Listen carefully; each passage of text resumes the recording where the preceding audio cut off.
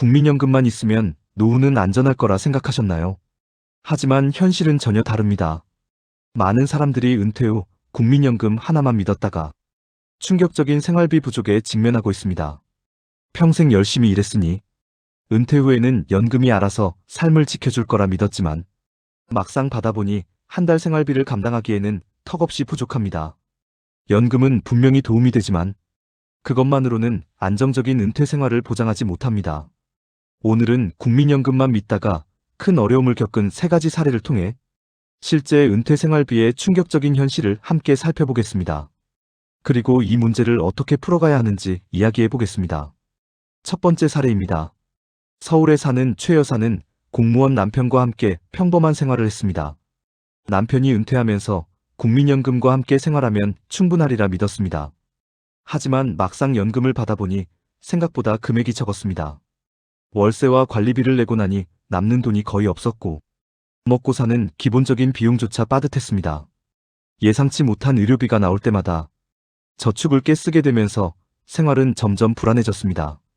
결국 자녀에게 도움을 청해야 했는데 그때 느낀 심리적인 부담은 돈보다 더 컸다고 말합니다. 두 번째 사례입니다. 경기도에 사는 박 선생님은 은퇴 후 국민연금이 생활을 지켜줄 것이라 믿었습니다. 하지만 집안의 대출 상환과 생활비가 겹치면서 연금만으로는 버틸 수 없었습니다.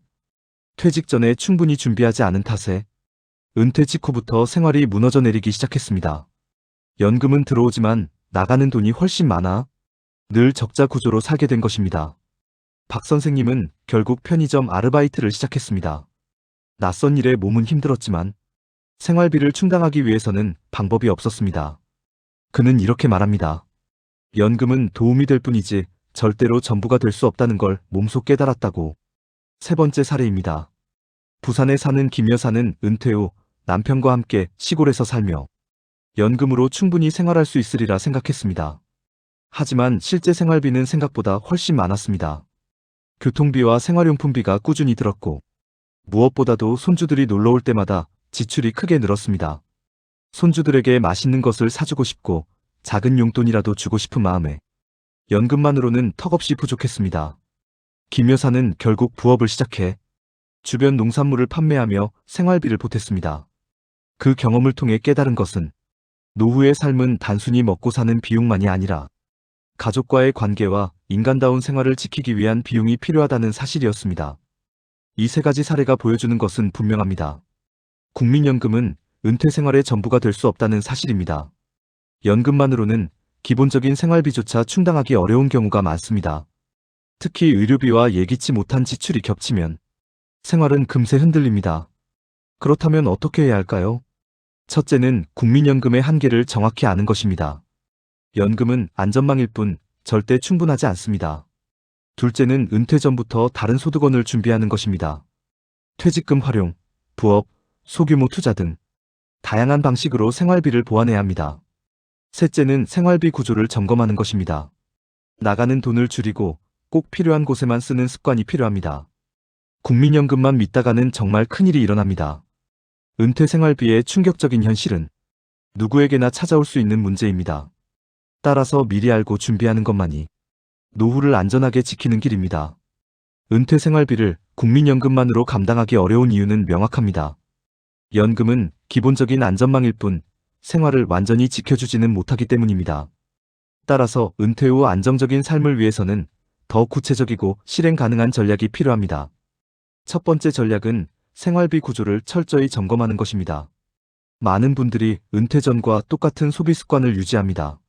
하지만 은퇴 이후에는 소득이 줄어들기 때문에 지출을 줄이는 것이 가장 중요한 재테크가 됩니다.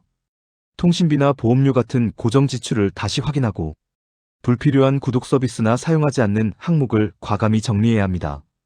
생활비 구조를 단순화하면 국민연금이 주는 한정된 금액을 훨씬 오래 유지할 수 있습니다. 두 번째 전략은 부업을 통한 현금 흐름 확보입니다. 연금만으로 부족한 생활비를 채우려면 적은 금액이라도 꾸준히 들어오는 소득원이 필요합니다. 집에서 가능한 온라인 판매나 글쓰기, 지역 사회에서 할 수 있는 파트타임 아르바이트 등 무리하지 않는 범위에서 소득을 보완하는 것이 좋습니다. 매달 일정 금액이 들어오면 연금의 부족분을 메울 수 있고 정신적인 안정도 함께 얻을 수 있습니다. 세 번째 전략은 금융상품을 활용한 안정적인 투자입니다. 나이가 들수록 위험한 투자는 피해야 하지만 안정적인 채권이나 배당주 혹은 부동산 리츠와 같은 상품은 큰 위험 없이 현금 흐름을 만들어줍니다. 투자금이 많지 않아도 소액부터 시작해 꾸준히 배당을 받는 구조를 만들면 마치 또 하나의 연금처럼 사용할 수 있습니다.